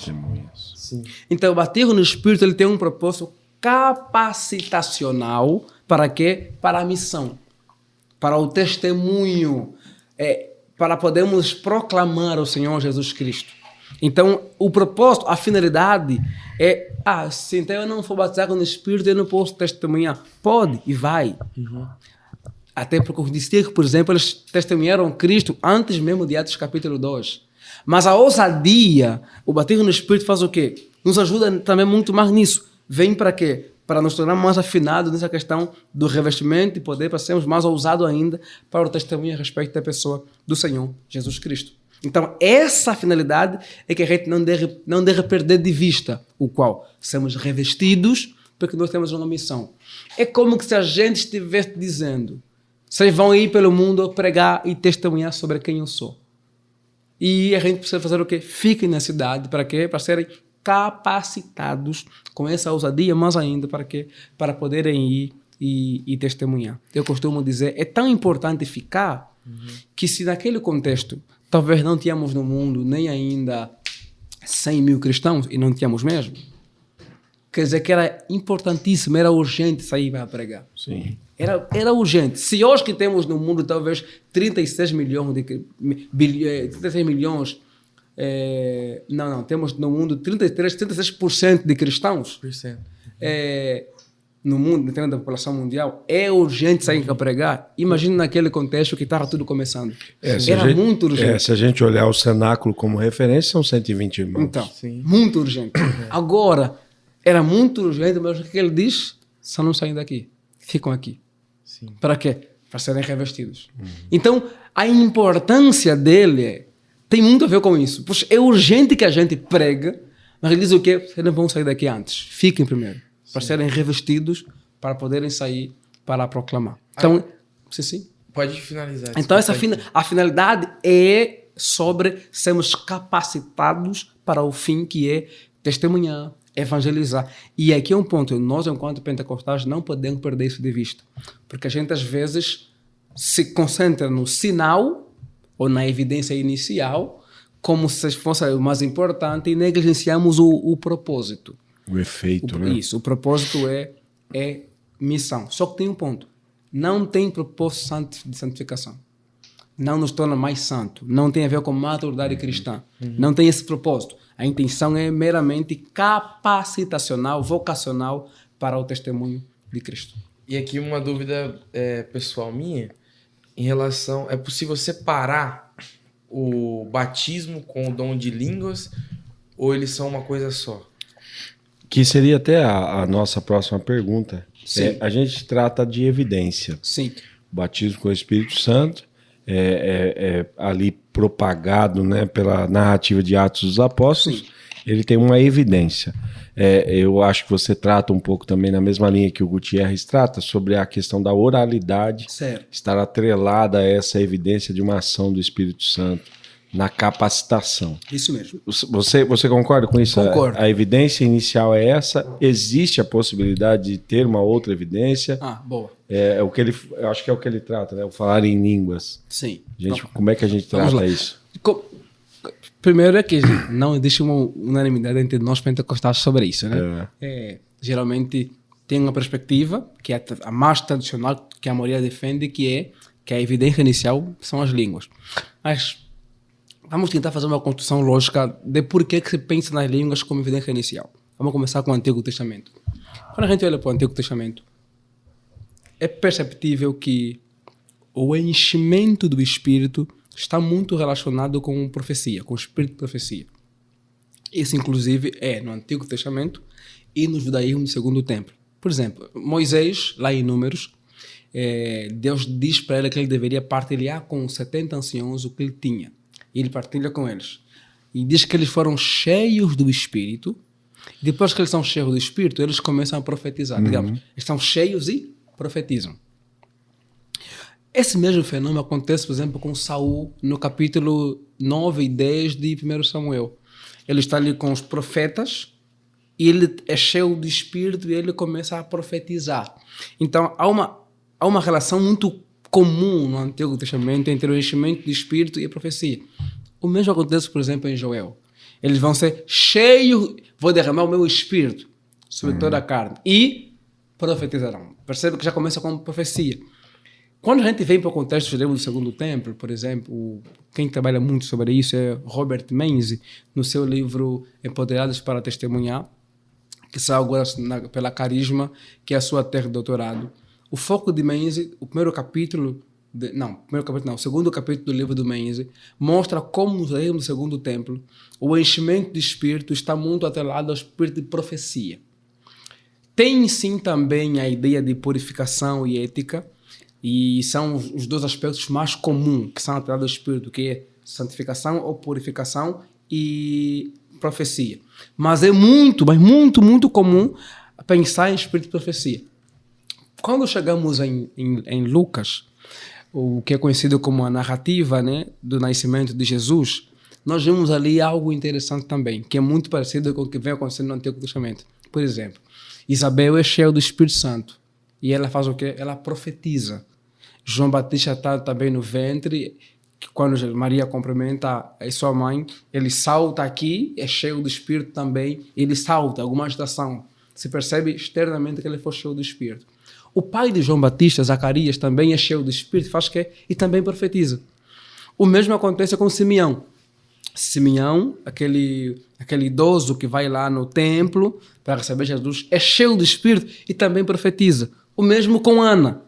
Então, percebe que no Antigo Testamento, o enchimento de Espírito tem muita relação com o Espírito de profecia. No contexto do judaísmo primitivo também tem essa relação. Em Lucas, no começo do livro, Lucas apresenta uma série de gente que foi cheio do Espírito. E o que sinaliza que ela foi cheia do Espírito? A profecia. E o que se percebe então? Quando chega a Atos, nós temos o quê? Os discípulos são cheios do Espírito, em Atos 2. São cheios do Espírito e eles não profetizam, eles falam em línguas. E algo interessante é que biblistas, é que o livro está por ali, mas eu não tenho aqui, tem biblistas lá que defendem a ideia, tanto judeus como cristãos, que, por exemplo, no texto de Números e também de 1 Samuel, em que aqueles homens profetizam quando são cheios do Espírito e também Saul profetiza, a profecia ali não tem conteúdo. Por exemplo, em Números, profetizaram o quê? Não tem conteúdo. O mesmo acontece também com Saul. Saul profetizava, mas profetizava o quê? Não tem conteúdo. É conhecido isso aqui como se fosse sendo profecia estática. Não é estática, não. Estática, sim. É estática de êxtase, né? Isso. Não é estática de parado. Isso. Profecia estática. E o que é que alguns biblistas trabalham? Trabalham a ideia de que aquilo é muito próximo ou equivalente das línguas de Atos capítulo 2. Daniel, no seu livro Bater no Espírito e a Língua como sua evidência, tem um capítulo só sobre isso, só sobre a estática. Acho que era alguma coisa de experiência estática no nabiísmo. Isso, né? Mesmo. Que era o movimento profético. Isso mesmo. E tem também no livro do Gutierrez, que saiu agora, um capítulo sobre isso. Sim. Então, há essa possível interpretação de que ali, quando se diz que eles profetizavam, era algo muito parecido, talvez, com as línguas do Novo Testamento. Agora, o que eu estou querendo dizer construindo isso? É como o enchimento do Espírito está muito relacionado, não até com o quê? Com algo que tem a ver com expressão, com fala inspirada, que aqui no caso lá é profecia. No Novo Testamento, nós vemos a mesma coisa, só que não é em profecia, é em línguas. Então, Atos 2 tem as línguas, Atos capítulo 10, e lá no contexto de Cornélio também tem as línguas. Em Atos 8 e 9 é que nós não temos de fato se tem línguas ou não. Em Atos 19 também tem as línguas. O que é que se percebe? É que em Atos, na maioria das vezes que tem enchimento do Espírito, tem o quê? Tem alguma fala inspirada. Tem as línguas, que são as que mais aparecem, e outras vezes, às vezes, tem a língua e profecia. Então, podemos dizer que talvez a evidência de bater no Espírito Santo é o quê? É uma fala inspirada. É esse enchimento de poder, revestido de poder, e a pessoa fala inspiradamente. Que nós, de forma geral, falamos que é o quê? São as línguas. Por que falamos que são as línguas? Porque geralmente é o que mais se vê nos relatos bíblicos. E naqueles relatos, por exemplo, como Atos 9 e Atos 8, que não fala que apareceu língua e apareceu nem em Paulo, nem em Samaria. Geralmente inferimos que aparece a língua, que tem língua por quê? Por causa das outras referências que mencionam as línguas. Entende? Então, essa fala inspirada, sim, são as línguas. Agora, é só as línguas? Essa que pode ser a discussão. Talvez, em algum caso, pode aparecer uma outra coisa, como profecia. Mas tende a ser uma fala inspirada. Só que geralmente são as línguas, a partir do texto de Atos dos Apóstolos. Embora tenha ali uma vez ou outra a língua, tem, por exemplo, lá em Cornélio também uma alegria indizível, eles cantam louvores. Mas se eu tivesse que conversar enquanto pentecostais para a gente, eu diria, olha, talvez, para não dizer que estamos a inferir no texto bíblico alguma coisa, porque tem um texto, por exemplo, Atos 19, fala também profecia. Então, talvez seria melhor pensarmos na ideia de fala inspirada. Quando o Espírito vem, nos capacita, há uma fala inspirada, porque isso vai remeter ao quê? Ao propósito, que é o quê? Que é o testemunho. Então, sim, as línguas são evidência inicial, ou então são um sinal. E aqui, indo para a tua pergunta, puxa, todo mundo que é baseado no Espírito Santo fala em língua, e aquele que talvez consiga o dom de língua e nunca foi batizado no Espírito, como é que funciona isso? Isso é uma explicação muito mais teológica, tá? Geralmente os pentecostais, os teólogos, como é que eles conciliam isso? É por isso que tem alguns que não gostam muito da ideia de evidência inicial. Gostam mais da ideia de sinal. Que é uma espécie de quê? É possível alguém ser batizado no Espírito e naquele dia ele falar em língua e nunca mais falar. Aquele foi um sinal de que ele experimentou bater no Espírito Santo. Aí, então, e por que geralmente todo mundo acaba tendo sequência? Porque ali se desenvolveu o quê? O dom de verdade de línguas. Então, é possível que alguém seja batizado no Espírito, tenha o sinal das línguas e nunca mais fale. Por quê? Porque o batismo não foi acompanhado posteriormente com o dom da verdade das línguas estranhas. Sim. É mais ou menos nesse sentido. E a gente aqui do tema da igreja tem uma experiência bem legal no Shaba. Não sei se você lembra dessa experiência, Pablo. Você não estava no dia, mas um pastor aqui bem antigo, acho que o Fiuza estava nesse dia. pastor bem antigo aqui da igreja, porque normalmente no contraponto vai dizer que a gente fala, as línguas não têm um propósito ali no ambiente, porque são várias coisas que ninguém entende e tudo mais.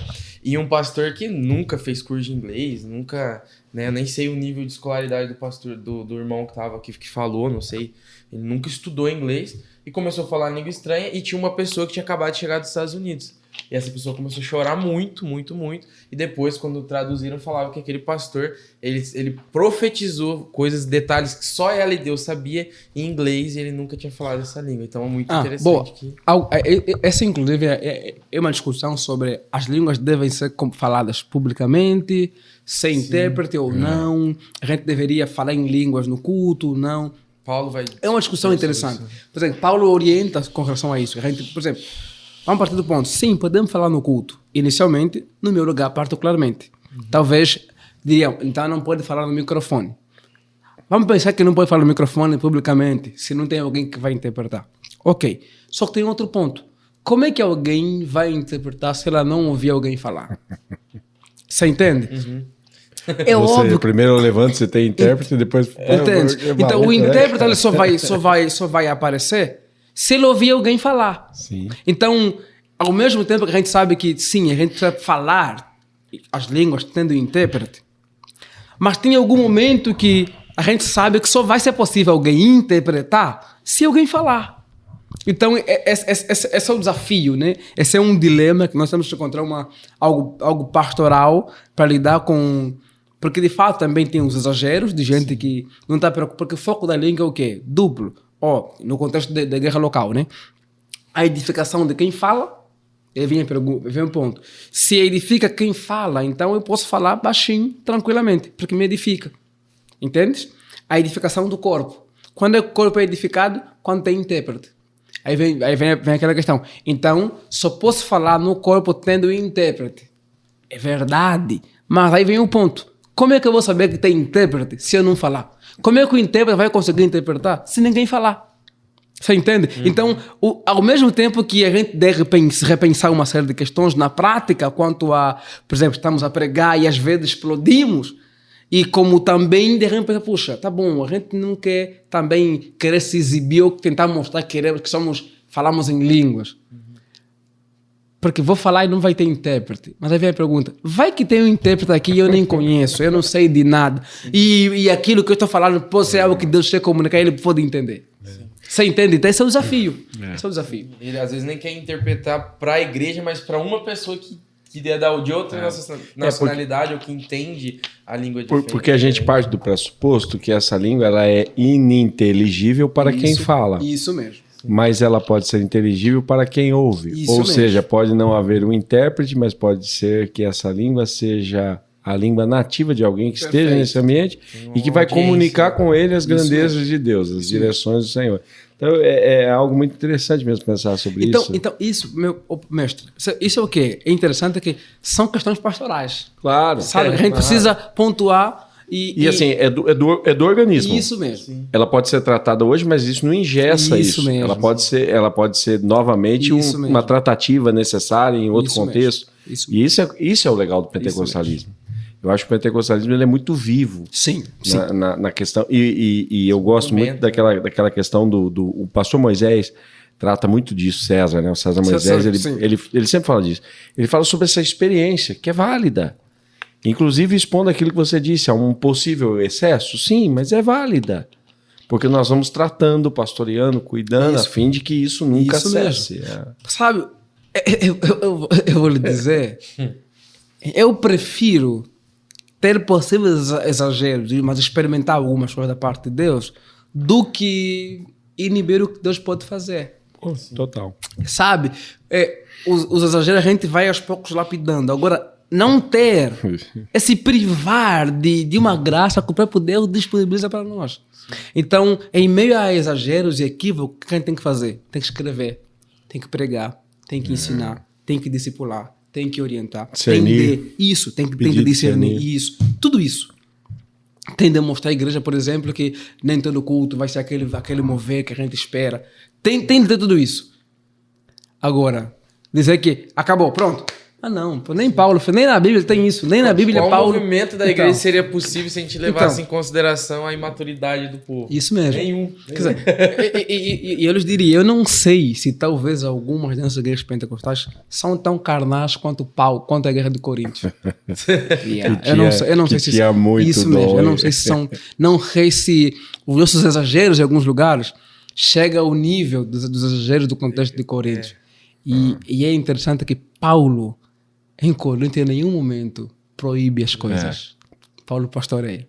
Esse é o caminho. Esse é o caminho da Bíblia. O caminho da Bíblia não é o caminho da cessação, da proibição. É o caminho do pastoreio. É o caminho da instrução. É o caminho de mostrar como deve ser. E aí, é interessante, ele está falando para uma igreja que é carismaníaca e ele diz, não parem de buscar os melhores dons. Busquem. Ele diz mais, não vos falte nenhum dom até que ele venha. Fala, pô, cara, essa Como pessoa assim? aqui... Para ou não para? É aquela ideia, veja. Em uma igreja mais tradicional, você tem que falar dessas coisas. Porque eles precisam desse despertar mesmo. Tem de falar um pouco mais do sobrenatural. Porque eles são mais racionalistas, eles são muito mais voltados para questões ordinárias. E nesses ambientes é fundamental falar muito sobre isso. Numa igreja mais pentecostal, é correto falar um pouquinho mais do que? De aprendermos a ver a beleza do ordinário. Por quê? Porque nós pentecostais, nós somos muito... Sabe? Muito um aprender com o outro é importante. Então, o nosso contexto é um contexto muito do extraordinário. Para ser sincero, para nós, o culto mesmo, que fala, poxa, que culto, cara.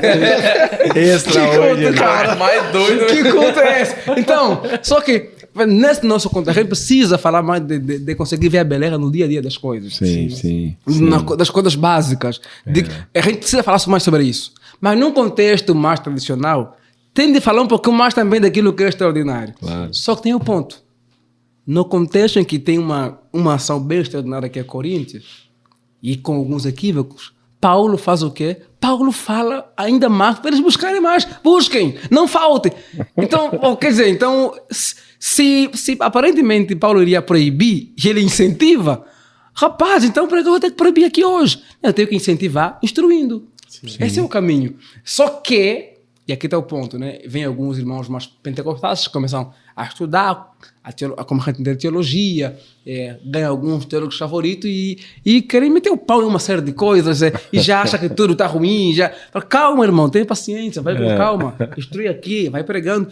As pessoas vão percebendo algumas coisas e vão mudando. É como se partindo do estudo, do excesso, às vezes, do estudo da informação, nasce o relativismo, por exemplo, vamos proibir o estudo. Ninguém pode estudar mais, porque existe o relativismo, é quase que isso. Né? Legal. Para a gente caminhar para o final, cara, já temos aí quase 1h30 de programa, é isso, meu produtor? Tá na hora de chegar ao final. Até porque tem alimento, né? Tem pizza aí pra nós. Cara, bate-papo ia longe, cara. Obrigado, Zé. Imagina, bom demais, cara. Você... Maravilha. Fera, conteúdo demais. Você quer fechar a última pergunta e já partir para a provocação? Fica à vontade. Você é um cara que... Não, você faz a última aí que eu provoco. Fechou, então é contigo.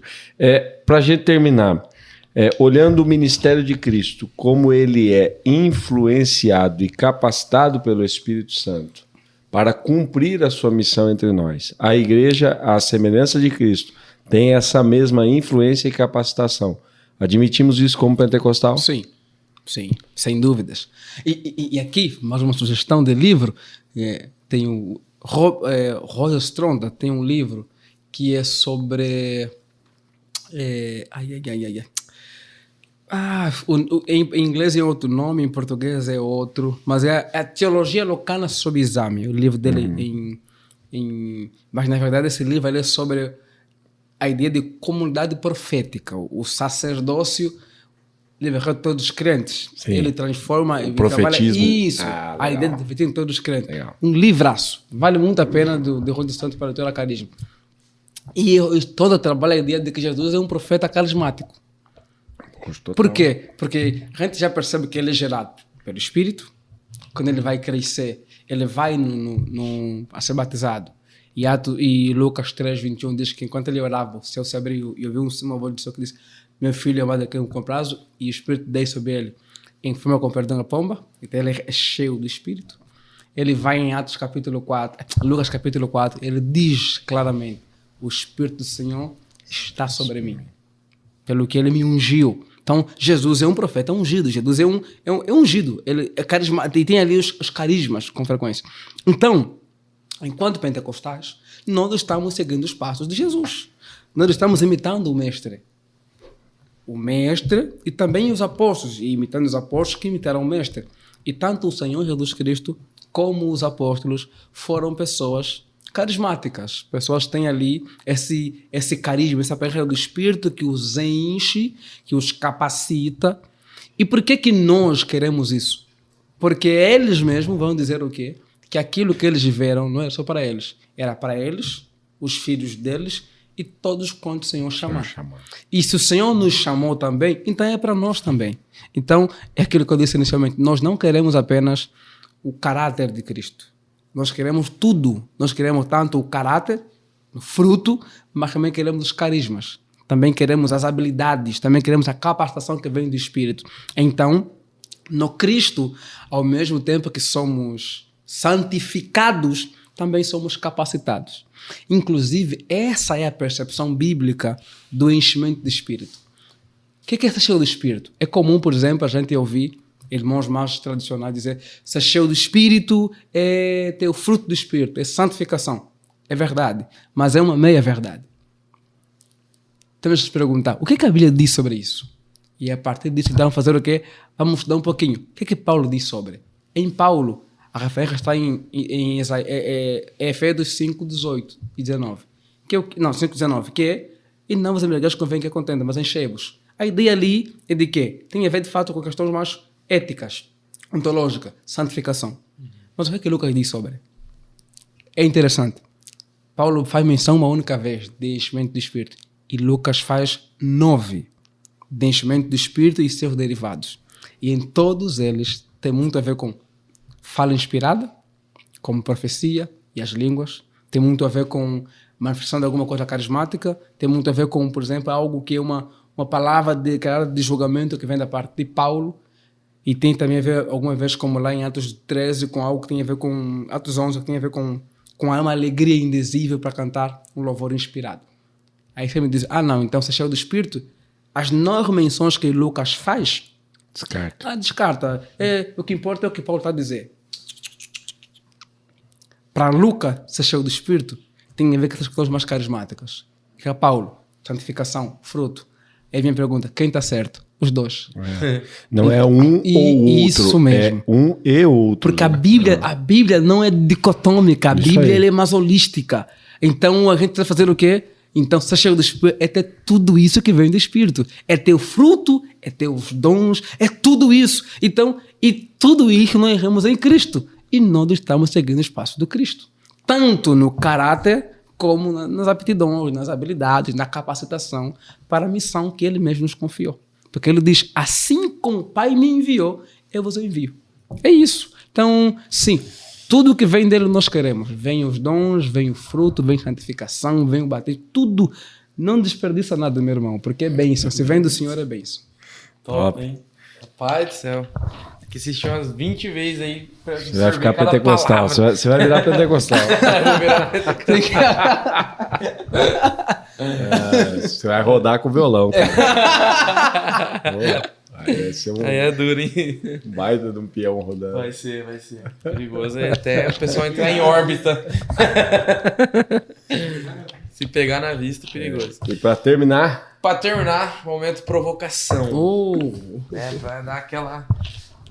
Jogar você contra a parede, meu irmão. Meu Deus. Que é isso, hein? É possível ter uma pneumologia... Pneumatologia. Uma pneumatologia pentecostal e uma soterologia calvinista? Interessante. Muito interessante. Eu diria que sim. Só que você não vai ser reformado. Você vai ser calvinista soterologicamente. Por quando a gente pensa em teologia reformada, é um todo. Não tem a ver apenas com soteriologia.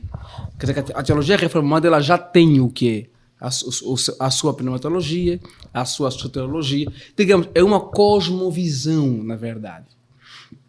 É por isso que tem teólogos pentecostais, por exemplo, muitos deles que eu admiro e concordo muito em algumas coisas com ele, que tem uma dificuldade com a ideia de cosmovisão cristã, no caso. Por quê? Porque aqueles que propõem a cosmovisão cristã geralmente têm uma cosmovisão cristã reformada. Então, é calvinista? Sim, por exemplo, estima-se que a congregação cristã no Brasil ela é calvinista. Inclusive, dizem que ela é hiper calvinista. Às vezes bem mais radical que alguns. Mas ela, por exemplo, reafirma que o batismo no Espírito é revestimento de poder, que as línguas são sua evidência. Sim. Então, eles são reformados? Não. Talvez eles tenham uma teologia calvinista, porque o calvinismo não é a teologia reformada. A teologia reformada é mais ampla que o calvinismo. Inclusive, a teologia, alguns reformadores, aquilo que define a teologia calvinista reformada vem antes de Calvino. Gente como, por exemplo, Zwingli, Martin Bucer, as famosa confederação helvética, né? Aí no contexto da Suíça, que vem para cá, e as grandes declarações de fé ou confissões de fé, né? Que se subscreve, de Westminster, a belga, e por aí vai. Então, ser reformado não é só crer na soteriologia calvinista, ou então naquilo que Calvino sistematizou. Embora se diga que Calvino é quem sistematiza a teologia da reforma, em termos de teologia reformada. Ele, de fato, é o grande nome. Mas o todo não se resume à teologia. Então, você vai ser um calvinista que tem uma teologia mais pentecostal. Mas você não vai ser mais um reformado. Porque se você for um reformado e pentecostal, ou você vai ser mais reformado e continuista, reformado e com algum aspecto carismático, inclusive ser reformado continuista já é complicado.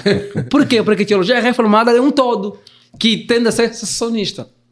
Então, agora, reformado e pentecostal, como tem o livro ali do pastor Walter McCarthy, né? Pentecostal reformado. Não é. O livro dele eu li, graças a Deus. Não é um livro, não é pentecostal ali. É um livro que é um reformado, mas que quer que os dons continuem nos dias de hoje. Então não é um pentecostal mais. Gordo magro, impossível, né? É um gordo slim. Vamos ser cancelados já. Então, eu diria que sim, é possível que exista alguém que se diga eu sou calvinista, em termos de que, e aqui está o ponto, você também sou calvinista na soteriologia. Porque o próprio Calvino também tem sua visão de outros pontos. E aqui entra a questão. Não é só até inclusive a questão do Espírito Santo. É uma série de questões mesmo mais sobre igreja. Por exemplo, para ser um reformado e subscrever Calvino, você tem que defender batismo infantil. Porque tende a ser aspersionista. Então, falar, não, eu sou pentecostal. Calma aí, você é pentecostal? Mas por quê? Você crê em quê? Que você é pentecostal? Não, eu creio que os dons continuam e tal. E também eu sou reformado. Nesse sentido, não dá. Agora, tá bom, na teologia, sociologicamente é um calvinista, porque você entende que é assim, os 5 pontos. Ok. Isso não te impediria de crer, como nós cremos na questão da pneumatologia. Mas é difícil você dizer, eu sou um pentecostal. Sim. E também é difícil você dizer, eu sou um reformado. Porque você foge de alguns pontos, tanto de um quanto de outro. Então você acaba não sendo nenhum nem outro. Temos que encontrar algum nome para você. Agora, o que é, não sei ainda. O Pablão que deve sofrer, mas tá parecendo aquelas churrascarias que tem churrasco e sushi. Né?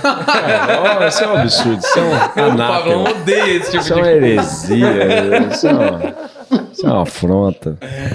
Para finalizar, que a gente sempre pergunta, não pode esquecer, se tivesse pegando fogo na biblioteca pentecostal, que parece uma redundância. Indicou alguns aqui já. Indicou alguns. Verdade. Mas se tivesse pegando fogo mesmo assim, qual que você pega? Esse aqui não pode faltar. Boa.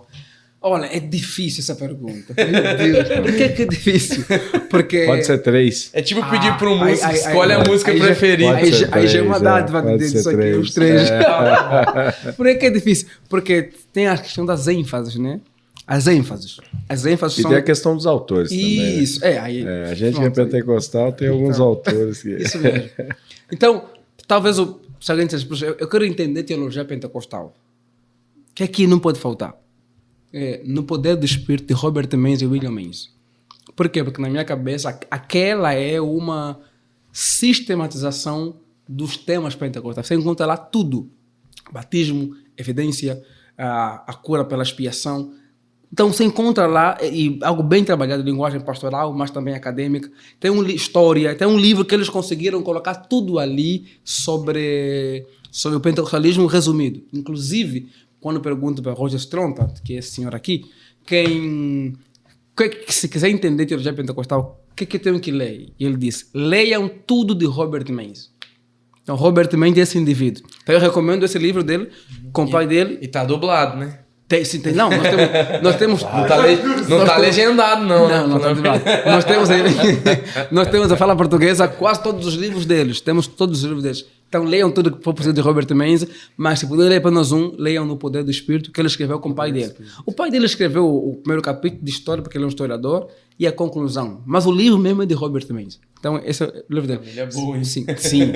Importantíssimo. Segundo, Teologia Carismática de Lucas, de Roger Strontat. Teologia Carismática de Roger Strontat é um marco, é um divisor de água na história do movimento pentecostal.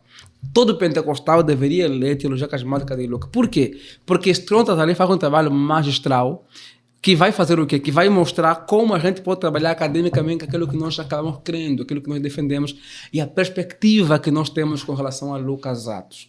Então, é fundamental ler Roger Strontat nesse livro. Então, leiam também tudo de Roger Strontat.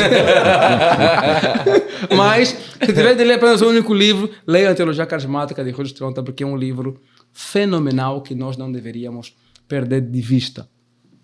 E se eu tivesse que recomendar mais um outro livro, que no caso seria o terceiro, e aqui estou agora aqui... Além dos seus livros, né? Estou embalado. Talvez... seria muita presunção recomendar o meu livro. Puxa, diante de alguns senhores assim... que causam uma divisão, sabe? Mudam totalmente, mudam completamente o nosso campo, a nossa vida enquanto pentecostais na produção acadêmica. Rapaz, é difícil, porque te vem aqui algumas mãos. O terceiro livro que talvez eu poderia indicar. A pergunta mais sofrida foi essa. A provocação não chegou nem perto. A provocação passou.